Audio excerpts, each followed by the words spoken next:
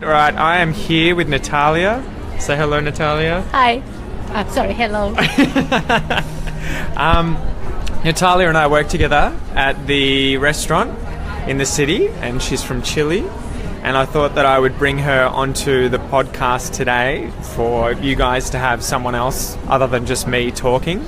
And so, Talia, can you tell us about, I guess, how you ended up here in Australia, working at Portello Rosso and having to put up with me every day at work? So what made you decide to come to Australia from Chile? To be honest, Australia wasn't in my plans at all. But I came here with my best friend. So her family, actually her father helped me a lot. Yep. And so that's why I'm here. So what did you want to do originally? Did you originally want to go elsewhere? Or? No, actually, I was pretty good in Chile. I was just finishing my uni, and yeah, he came here, my father's friend, and he started to planning to bring my friend here. And she was like, "Why you not coming with me?" And I was like, "Oh, I don't think that's gonna be alright." And her father helped me with the school, English school, with the visa, with the flight, with everything. So that's why I came here. So what was it like getting the visa and everything? He did it for you, or no? But he paid me the English school. Yep. And the insurance. Yep. And the rest, I did it by myself. Wow, too easy. And so how long have you been here in Australia now? 5 years. 5 years, crazy. And has it been as fun as you imagined prior to getting here? Were there ups and downs? Yeah, it's like, obviously for me in the beginning was easy because I was living with my friend and I was living with her family, so it was pretty easy, to be honest. But then when you are by yourself, you realize like you are very far away from your family without anyone, because my friend, she came back to Chile and her dad as well. Yep. So I was here by myself, like I started living my independent life. So was that a shock, was it? A little bit. Yeah, of course, because it's not that easy. It's like I don't know, if you run out the sugar, you cannot go to your mother's house and get some. It's like, no way. Wow. So what were the biggest things that, I guess, took the most getting used to, apart from probably the accent, the Australian accent? Were there other things that were a real shock and made you think, oh my God, am I ever going to get used to this? But you overcame, you eventually got to that point where you're like, yeah, I got this.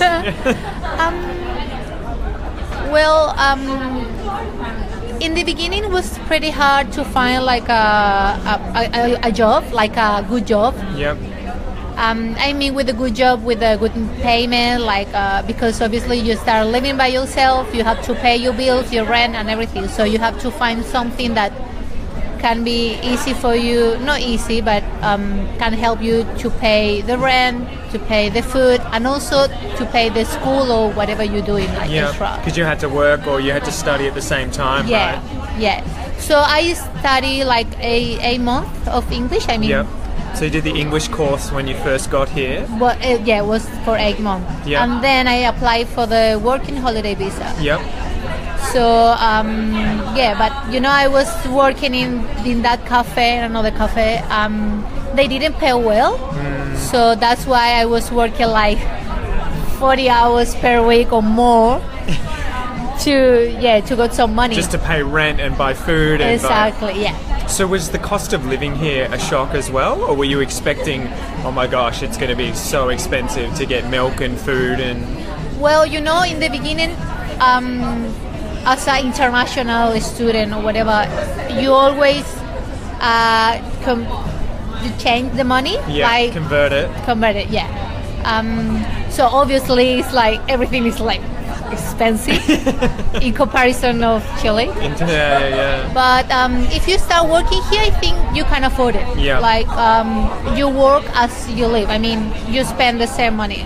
I think it's fine. The balance is fine. And did you start finding places where you could get cheap food, like the Victoria markets? Yeah, sure. Yeah, so I know that Victoria Market, after 2 o'clock, you can find like all the deals. Yeah, of course. Oh, awesome. And also like I forgot the name of the supermarket, the big one. Like Big W, not Big W, Woolies and Coles and everything. Yeah, so I think it's fine. And so how soon after you got to Australia and did your 8-month course, how soon did you find a job?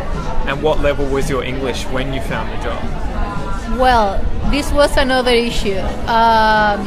When I arrived here, my English was nothing at all. So when I got the job, I was like, I was living here for like 6 months already. Yeah. So my English wasn't really good. And also in that place, they bullying me. They were? Bully? Don't know. Bully? Ah, they were bullying you? Yeah. So because of that? Yeah, because I didn't understand much. So they were telling me something and I was like, and then obviously they start laughing. And Yeah. So But they still paid you. Oh yeah, at least. So in the beginning was a little bit hard because of this, and also I was very shy. You know, when you don't speak the language, you feel a little bit embarrassed to start talking. So it's like. But that's pretty cool. I mean, considering after a few years now, you potentially are manager at our restaurant some nights of the week, where you're running the whole show on the front of the restaurant. To come from someone who didn't speak any English, like, do you feel proud of that at times? Yeah, but you always think like you can be better. Yeah, I mean, but that's it. Yeah. That's how you keep going forward. So, what are the future plans? As you know, I got married here. She got married recently, guys. So my husband is gonna study the master. He's gonna start next year. So the master is gonna be like for 2 years. Then we are thinking to apply for the graduate visa. I forgot to tell you that I'm in a partner visa now. Yeah. So after the master, we are gonna apply for the graduate visa for 2 years. So now we think like to be here for 4 years. Yeah. After that, probably to go back to Chile or Colombia. Oh, really? You're going to abandon us? Yes. Okay, is that permanently, just to be closer to family and everything like that? Well, you don't know. Like, you know, in that 2 years of the graduate visa, he can find a good job or like a real job. Yeah. I'm not saying that the other kind of job are bullshit, but like a job in his area. Yeah. So you never know. They can sponsor him or anything can happen. Yeah. So with the pet. Oh, crazy. So going back to finding a job, what were you doing when you were looking for a job as someone who had just arrived in Australia? I was talking to Berthie about this in that previous interview.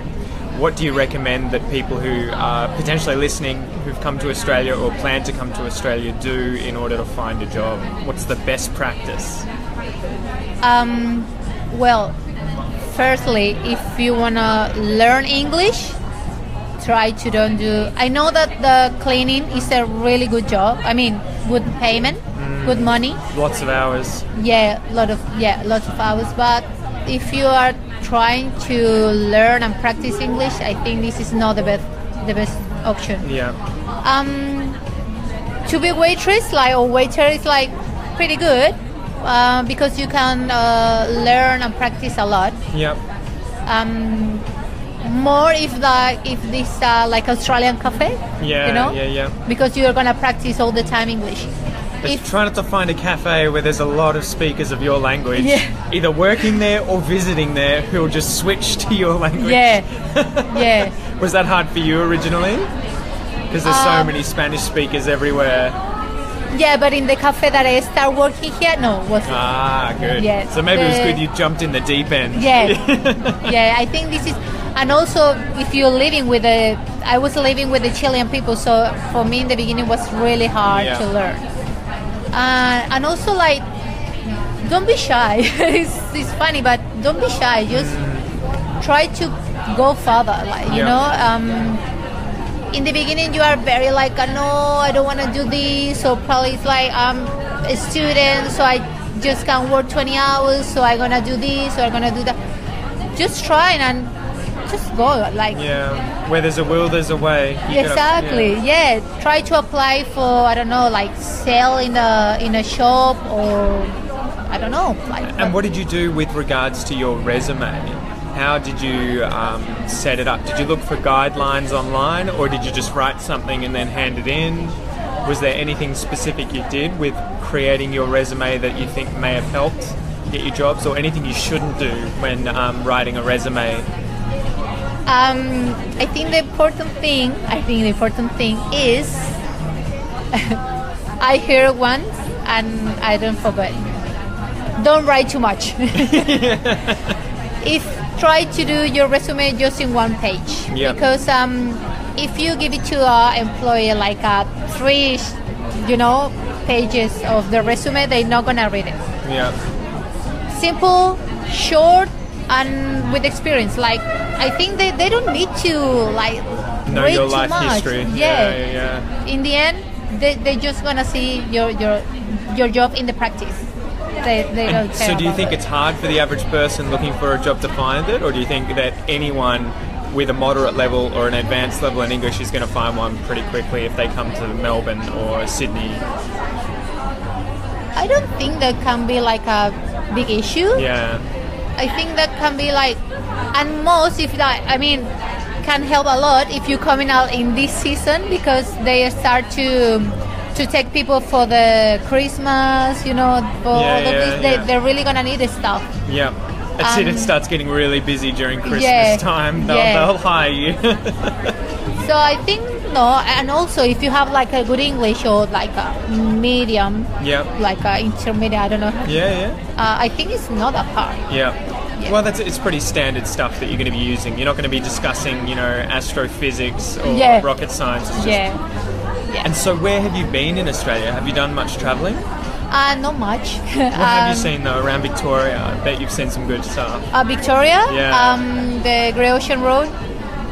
Beautiful. I went to Hot Spring. But like Mornington. The Mornington. But like 2-3 years ago. Okay. But it was pretty cool. Beautiful as well. And Geelong. My hometown. Hi everyone from Geelong that's not watching. And where do you want to go? What's on the bucket list of places to visit in Australia? In Victoria, I really, really want to go to Grampians. I never been there. Cairns. Talking about like that's Cairns. not in Victoria. No, I know. I don't. Just in there. That's way up north. And Uluru. Uluru, far out. So you're going to do that soon? Or just one day? They are not in my plans yet. And I guess, what was it like learning the Australian accent and the slang that's used in Australia? Can you talk about what it was like learning that, and if you have any advice for people wanting to learn it, if they're here or if they're at home? Well, as I said before, I arrived here with 0 English, like nothing. So obviously, for me, it was like the beginning of everything. But when I learned, I was in the school, so the teacher they speak very well. You can understand everything. But as soon as you start talking with the Australian, like a real one, you are like, but you're good though. I'm alright. Because you speak slow and I can understand everything. But for example, like if you're talking with someone who doesn't know that you don't know anything about it, like any English, or it's your second language, they're gonna be like, "Rah," and you're not gonna understand anything. So you have to be like, So is it just a matter of just practicing and constantly forcing yourself to have those conversations, or did you have a trick or some kind of study plan for learning the accent or getting used to it, like watching TV or Watching TV is a really good option, but I think the thing that you have to do is just talking with Australians, like in the street, or if you're working in a cafe or in a restaurant, or try to speak with the people. Like I know sometimes the people are very like, yes, this, no, thank you, blah. But just say like something like, oh, it's a good day today, and they're gonna start talking, and probably you're gonna learn some new words. And also Australian phrasal verbs. Oh yeah, the good ones. The difficult ones. Do you have any examples that you can think of, or any slang words that you learned that you love using now? Talia's always swearing, man, at work. She's always dropping F-bombs and saying bugger so often. That's not true. Do you find yourself saying arvo, the savo, or anything like that? Or do you still sort of like... No. The only word that I can say like in Australia is like, you reckon? You reckon? That's it. You reckon? How would you use you reckon? For question like... like a simple question like, today is going to be a good day. You reckon? Yeah, I reckon. Yeah, that's awesome. Man, maybe we'll finish up there. Thank you so much for joining me, Talia. Thank you for the invitation. No worries. See you later, guys. G'day guys, if you liked the episode, make sure you smash that like button, share it with your friends, and subscribe to the channel to see future episodes. If you want to support me, you can become a patron on my Patreon page and donate as little as $1 per month. And if you want to learn Aussie English fast, sign up to the Aussie English classroom via my website, the link's below, and you'll get weekly lessons. Thanks guys, see you soon.